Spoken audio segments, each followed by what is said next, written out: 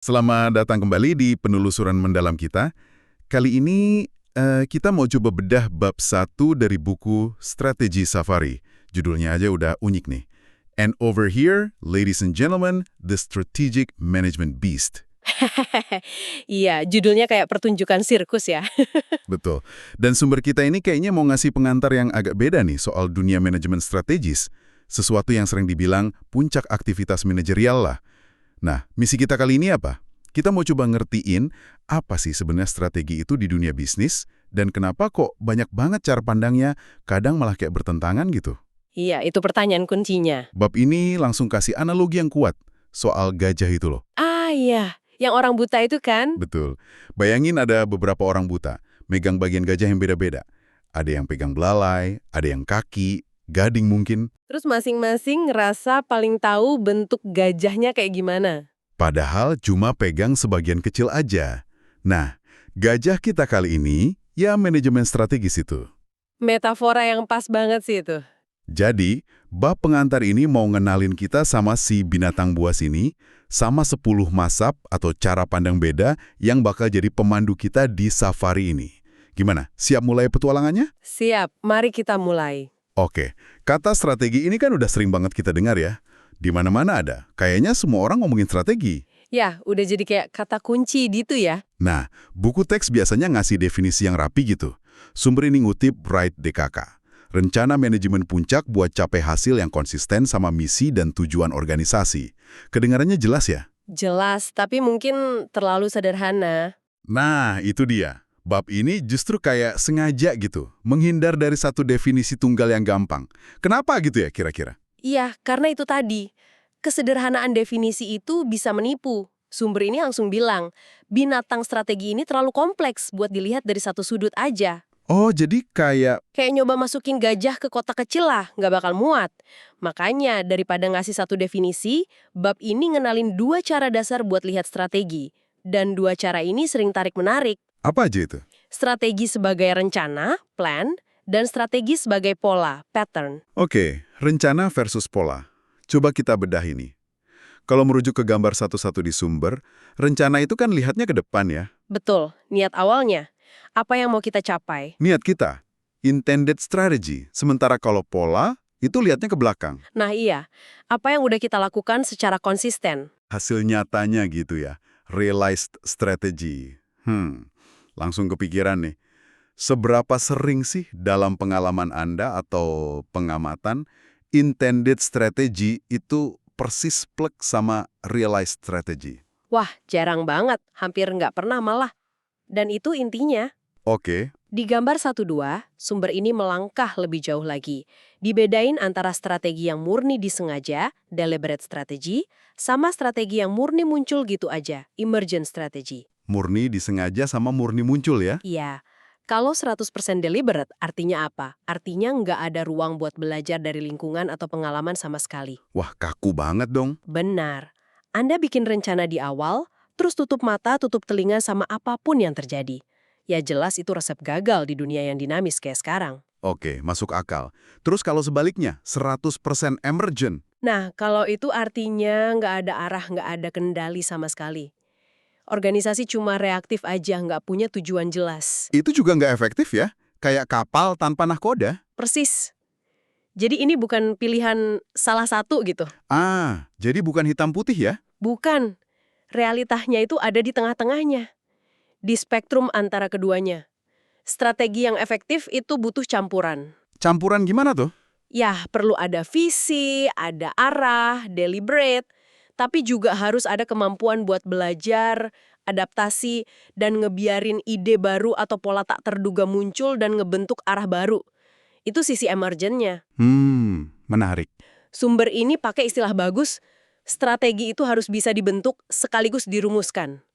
Ada proses kreasi yang jalan terus, bukan cuma bikin rencana sekali di awal terus udah. Oh, jadi dinamis ya prosesnya? Kayak keseni gitu? Bisa dibilang gitu. Ada seninya juga. Sumber kasih contoh strategi payung atau umbrella strategi. Ini menarik nih. Maksudnya gimana tuh? Idenya gini, pimpinan atau manajemen puncak itu menetapkan batasan atau visi umum, itu payungnya. Tapi detail gimana cara capai tujuan itu, langkah spesifiknya, itu dibiarin berkembang seiring waktu. Jadi tim di lapangan bisa lebih fleksibel, bisa belajar dari situasi nyata. Mereka bergerak dalam koridor payung tadi, tapi nggak dikekang sama rencana super detail dari awal. Oke. Jadi ada kerangka, tapi ada ruang gerak juga di dalamnya. Tepat, itu ngasih fleksibilitas. Contoh klasik lain yang sering dibahas itu soal Egg McMuffin di McDonald's. Oh iya, pernah dengar itu. Ceritanya kan itu bukan bagian dari rencana strategis besar kantor pusat buat masuk pasar sarapan. Bukan ya? Kirain udah direncanain. Bukan. Itu inisiatif dari satu pemilik waralaba aja yang nyoba-nyoba menu baru. Ternyata laku keras di tempat dia. Sukses, jadi pola lokal. Baru kemudian diangkat jadi strategi nasional gitu. Ya, baru Mac di pusat, lihat potensinya, dievaluasi, terus diadopsi jadi strategi deliberate secara korporat. Itu contoh bagus gimana sesuatu yang emergent bisa dikenali, terus diintegrasiin jadi strategi yang disengaja. Oke, paham sekarang. Jadi strategi itu kompleks, dinamis, campuran antara niat sama kenyataan yang muncul di jalan. Nah, kalau serumit itu dan sering nggak jalan sesuai rencana awal, kenapa kita repot-repot bikin strategi? Apa sih gunanya? Pertanyaan bagus. Bab ini ngutip Chevy yang ngenalin beberapa alasan kenapa strategi itu penting. Ada beberapa area kesepakatan umum lah soal manfaatnya. Apa aja tuh manfaatnya? Yang pertama, dan ini mungkin paling dasar ya, strategi itu jadi jembatan antara organisasi sama lingkungannya. Maksudnya gimana? Lingkungan bisnis kan berubah terus, ada pesaing baru, teknologi baru, selera konsumen geser. Nah, strategi bantu organisasi buat membaca perubahan itu dan meresponnya, biar nggak cuma ke bawah arus aja. Oke, jadi kayak alat navigasi ya? Bisa dibilang gitu. Kedua, soal fokus dan koordinasi. Ini penting nih. Penting banget. Tanpa strategi, tiap bagian di organisasi bisa jalan sendiri-sendiri. Kayak tim dayung yang tiap orang dayungnya ke arah beda. Hasilnya apa? Kacau, buang-buang sumber daya. Bener juga. Strategi nyatuin upaya, ngasih arah bareng. Logis banget sih nih. Ketiga, strategi bantu mendefinisikan identitas organisasi. Identitas? Maksudnya? Ini bukan cuma soal apa yang kita kerjakan, tapi lebih ke siapa kita. Apa yang bikin kita beda, unik. Ini ngasih makna buat karyawan di dalam dan bantu orang luar, pelanggan, investor, buat ngerti perusahaan ini tuh gimana sih? Oke, jadi kayak ngasih karakter gitu ya ke perusahaan.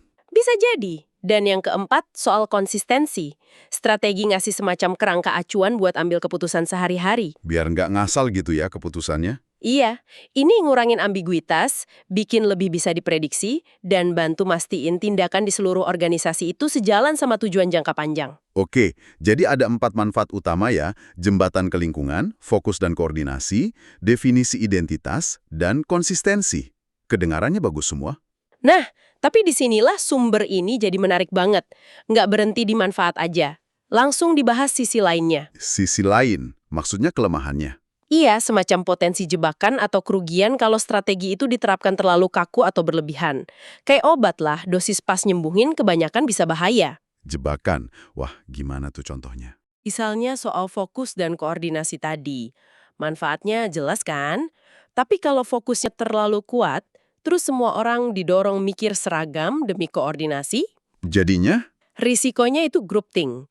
Pemikiran kritis jadi hilang, pandangan beda atau ide-ide aneh yang mungkin sebenarnya brilian malah ditekan. Organisasi jadi nggak bisa lihat dari sudut pandang lain. Wah, bahaya juga ya kalau gitu. Terus jebakan lainnya? Soal definisi identitas organisasi. Kalau kita terlalu kaku mendefinisikan siapa kita bisa jadi menyederhanakan realitas secara berlebihan. Gimana tuh maksudnya? Organisasi itu kan kompleks ya, banyak nuansanya. Kalau definisinya terlalu sempit, kita bisa jadi buta sama potensi lain atau buta sama kebutuhan buat berubah identitas kalau memang diperlukan. Oke. Terus yang soal konsistensi, apa jebakannya? Konsistensi itu penting, benar. Tapi kalau berlebihan, kalau terlalu kaku, itu bisa mematikan kreativitas sama inovasi. Oh, jadi orang takut nyoba hal baru ya? Betul, karena dianggap nggak sesuai prosedur atau bukan cara kita biasanya.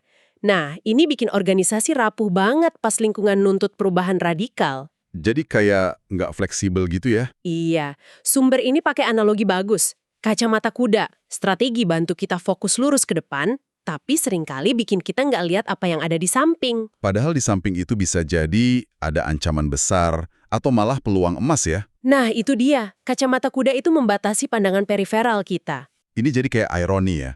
Strategi itu kan tujuannya bikin stabilitas, keteraturan, arah jelas. Tapi kok studi tentang strategi, bidang manajemen strategis itu sendiri, malah kayak terobsesi banget sama perubahan. Kenapa bisa kontras gitu? Justru karena pengalaman nunjukin gitu. Strategi yang sukses di masa lalu, itu bisa jadi penghalang terbesar buat sukses di masa depan pas kondisinya udah beda. Kenapa bisa jadi penghalang? Karena strategi yang udah mapan itu biasanya udah mendarah daging, udah tertanam di struktur organisasi, di sistemnya, dan yang paling susah diubah, di pola pikir orang-orang di dalamnya. Ah, mindset ya? Iya, mindset. Ternyata ngubah cara pikir orang, lepas kebiasaan lama, itu jauh lebih susah daripada sekedar ganti mesin atau adopsi teknologi baru. Makanya studi strategi jadi banyak fokus ke gimana strategi berubah, kapan harus diubah, dan kenapa seringkali susah banget diubah. Bahkan ada gagasan yang lebih ekstrem lagi ya yang disinggung di bab ini, ngutip Inkpen sama Choudhury, ketidakadaan strategi sebagai keunggulan. Wah, ini kedengarannya aneh banget, masa nggak punya strategi malah bagus? Haha, iya kedengerannya kontraintuitif ya. Idenya gini, di lingkungan yang benar-benar nggak pasti, kacau banget, perubahannya super cepat, punya strategi yang terlalu kaku dan detil, itu malah bisa jadi beban. Jadi beban gimana? Ya, bikin organisasi jadi nggak lincah, nggak gesit. Sebaliknya, nggak punya rencana formal yang terlalu mengikat, itu mungkin malah bikin lebih fleksibel, mendorong eksperimen, bikin organisasi lebih responsif sama peluang atau ancaman yang muncul tiba-tiba. Jadi lebih ke adaptasi ya? Iya, penekanannya lebih ke kemampuan adaptasi daripada kepatuhan sama rencana awal. Tentu bukan berarti tanpa arah sama sekali ya, tapi lebih longgar lah. Menarik sekali. Oke, jadi jelas ya, binatang strategi ini memang kompleks, penuh paradoks. Nggak bisa dilihat cuma dari satu sisi. Manfaatnya ada, tapi risikonya juga ngintai terus. Dan inilah yang bawa kita balik lagi ke analogi gajah dan orang buta tadi. Oke, Karena nggak ada satu pendekatan atau teori yang bisa nangkap semua kompleksitas binatang strategi ini, buku Strategi Safari ini ngusulin cara buat memahaminya, dengan dibagi jadi 10 mazhab pemikiran, atau 10 cara pandang yang beda. 10 mazhab. Banyak juga ya? Iya, masing-masing mazhab ini ibarat satu orang buta tadi yang fokus ke satu bagian penting dari si gajah strategi. Bisa disebutin nggak beberapa mazhab itu, biar ada gambaran? Bisa, bab pengantar ini nyebutin beberapa nama yang nanti dibahas lebih detail. Ada mazhab desain, design school, mazhab perencanaan, planning school, mazhab posisi, positioning school. Nah, 3 ini mungkin yang paling sering kita dengar ya. Iya, kayaknya familiar itu. Tapi ada juga mazhab kewirausahaan, entrepreneurial school, mazhab kognitif, cognitive school, mazhab pembelajaran, learning school. Wah, banyak ya? Masih ada lagi, mazhab kekuasaan, power school, mazhab budaya, cultural school, mazhab lingkungan, environmental school, dan terakhir mazhab konfigurasi, configuration school. Total 10. Oke. Tujuannya apa nih? Dibahas satu-satu gitu? Mau cari mana yang paling benar? Nah, justru bukan itu. Pendekatan buku ini dijelasin di bab 1, itu buat memahami setiap mazhab dari sudut pandangnya sendiri dulu. Oh, jadi diapresiasi dulu ya masing-masing? Iya, setiap mazhab itu nawarin kacamata yang beda buat ngelihat proses strategi. Ada yang fokus ke gimana strategi seharusnya dibuat, ini yang sifatnya preskriptif. Ada juga yang fokus ke gimana strategi sebenarnya terbentuk, ini yang deskriptif. Jadi tiap bab berikutnya nanti kayak berkunjung ke salah satu orang buta ini ya, buat ngerti cara dia ngelihat si gajah strategi. Bisa dibilang gitu. Haha, tiap bab bakal ngopas satu mazhab. Asumsi dasarnya apa, konsep utamanya, kontribusinya apa aja, tapi juga, nah ini penting, keterbatasannya apa. Oh, jadi ada kritiknya juga? Ada. Sumber ini bilang secara eksplisit bakal ngasih kritik yang cukup tajam, terutama ketiga mazhab preskriptif awal tadi. Desain, perencanaan, posisi. Kenapa 3 itu yang dikritik tajam? Bukan karena nggak penting, justru karena mereka ini udah sangat mendominasi pemikiran dan praktek strategi selama bertahun-tahun. Jadi perlu ada penyeimbang perspektif. Biar pandangan kita lebih holistik, nggak berat sebelah ke yang preskriptif aja. Oke, jadi tujuannya menyeimbangkan ya? Buku ini juga kayaknya nggak takut lihat ke belakang ya. Ada penekanan pentingnya menghargai pemikiran dari masa lalu. Betul. Dan ini poin penting menurut saya. Kalau kita ngabaikan sejarah pemikiran strategis, kita bisa bahaya. Bisa ngulang kesalahan yang sama, atau kayak nemuin roda lagi padahal udah pernah ditemuin orang. Iya juga ya. Ada banyak kebijaksanaan di ide-ide lama yang mungkin relevan lagi sekarang. Analoginya kayak anggur dalam gentong. Waktu yang bakal nentuin mana ide yang benar-benar berkualitas dan tahan lama. Jadi, ya kita bakal nemu banyak rujukan ke karya-karya klasik nanti pas menjelajah mazhab-mazhab ini. Oke. Selain lihat ke sejarah bidang strategi sendiri, bab ini juga kayak buka pintu ke dunia luar ya. Dibilang kalau wawasan dari bidang ilmu lain bisa memperkaya pemahaman kita soal strategi. Pendekatan interdisipliner gitu ya. Bener banget. Ini nunjukin kalau strategi itu bukan fenomena terisolasi, tapi bagian dari sistem yang lebih besar. Konsep dari bidang lain bisa ngasih metafora atau kerangka pikir baru. Contohnya gimana tuh? Tadi sempat singgung biologi ya. Gimana caranya konsep biologi bisa relevan buat CEO yang lagi mikirin strategi perusahaannya? Contoh bagus itu teori punctuated equilibrium dari biologi evolusi. Punctuated equilibrium. Apa itu? Teori ini nantang gagasan lama kalau evolusi itu selalu pelan dan bertahap.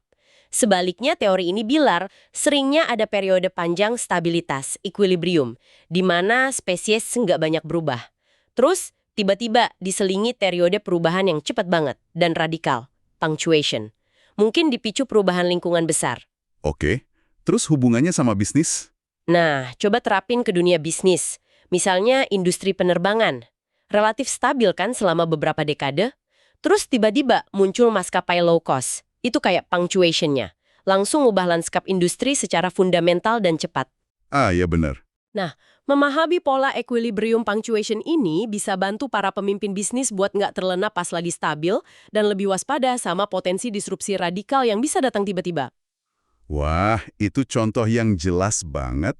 Jadi bukan cuma analogi kosong ya, tapi ada pola yang bisa ngasih insight praktis. Ada contoh lain dari bidang beda? Sumber ini juga nyebut teori soal revolusi dalam perkembangan masyarakat. Ini bisa bantu kita ngerti fase-fase dramatis di organisasi. Misalnya proses turnaround atau pembalikan keadaan. Itu kan sering melibatkan perubahan mendasar di kekuasaan, budaya, cara kerja, mirip kayak revolusi internal lah. Oke. Bahkan disinggung juga konsep dari fisika kuantum atau teori chaos dari matematika. Ini mungkin lebih metaforis ya, tapi bisa bantu kita lebih menghargai ketidakpastian, kompleksitas, sama dinamika nonlinear dalam perubahan organisasi. Wah, makin kesini kok rasanya binatang strategi ini makin kompleks aja ya. Ada 10 mazhab, terus ditambah lagi pengaruh dari berbagai bidang ilmu lain. Pertanyaannya, bisa nggak sih semua ini disatuin? Apa bidang manajemen strategis ini lagi bergerak ke arah semacam sintesis gitu? Pemahaman yang lebih utuh? Ada yang dikasih ke arah sana sih. Sumber ini ngasih sinyal kalau kita mulai lihat karya-karya atau penelitian baru yang nyoba jembatanin perbedaan antar mazhab. Oh iya, gimana caranya? Mereka berusaha gabungin elemen-elemen dari berbagai cara pandang. Misalnya menggabungkan analisis posisi pasar, itu kan dari mazhab posisi, dengan pemahaman tentang gimana kapabilitas internal dikembangin lewat pembelajaran. Nah, itu dari mazhab pembelajaran. Jadi kayak mix and match gitu ya? Bisa dibilang gitu. Justru dengan kita paham 10 mazhab ini secara terpisah dulu, kita jadi lebih bisa menghargai gimana upaya sintesis ini nyoba nyatuin kepingan puzzle yang beda-beda itu. Tapi sintesis ini nggak bisa jadi satu resep mujarab buat semua kondisi kan? Pasti beda-beda tiap perusahaan. Tentu nggak bisa, dan ini poin krusial yang ditekankan di akhir bab. Sintesis atau penggabungan pendekatan ini harus sifatnya kontekstual. Kontekstual. Artinya, kombinasi mazhab atau pendekatan mana yang paling efektif itu bakal tergantung banget sama situasi spesifik yang dihadapi organisasi. Industrinya apa, budayanya gimana, lagi di tahap perkembangan mana, tantangannya apa. Nggak ada strategi terbaik yang universal. Yang ada adalah strategi yang pas atau cocok buat konteks tertentu. Oke, jadi kuncinya di konteks ya? Betul, Dap Penganpar ini benar-benar berhasil sih menurut saya. Nyusun panggung bikin kita penasaran buat menjelajah tiap mazhab lebih dalam di bab-bab berikutnya di strategi safari ini. Baiklah, jadi kalau kita tarik benang merah nih dari penelusuran kita di bab 1, strategi safari. Strategi itu bukan konsep tunggal yang rapih. Dia itu binatang kompleks yang perlu kita dekati dari banyak sudut. Multifaset ya? Iya, multifaset. Kita udah lihat dikotomi kunci kayak rencana versus pola. Terus disengaja versus muncul. Kita juga udah bahas kenapa strategi penting walau rumit, plus potensi jebakannya.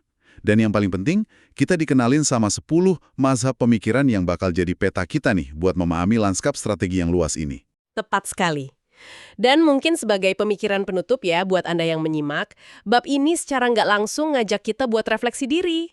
Refleksi gimana tuh? Kita semua, sadar atau nggak, mungkin punya mazhab favorit atau cara pandang dominan pas mikirin strategi. Entah di kerjaan atau di kehidupan kita. Pertanyaannya, mazhab implisik mana sih yang lagi Anda pakai sekarang? Menarik. Apakah kacamata yang Anda pakai saat ini mungkin kacamata mazhab perencanaan yang analitis banget? Atau mungkin kacamata mazhab kewirausahaan yang lebih intuitif? Itu beneran bantu Anda ngelihat gajah strategi Anda secara utuh? Atau jangan-jangan? Atau jangan-jangan dengan cuma pakai satu kacamata itu Anda malah kelewatan bagian penting lain dari si binatang tersebut. Mungkin ada manfaat besar kalau Anda coba secara sadar minjem kacamata dari mazhab lain buat lihat situasi Anda dari perspektif yang beda. Wah, Memahami lensa mana yang Anda gunakan, itu bisa jadi langkah pertama menuju pemahaman strategis yang lebih kaya gitu kira-kira. Pertanyaan reflektif yang kuat banget itu. Mengenali kacamata kita sendiri sebagai langkah awal. Oke, terima kasih banyak sudah menemani kami dalam penelusuran mendalam yang membuka wawasan ini. sama-sama senang bisa berbagi. Sampai jumpa di eksplorasi kita berikutnya.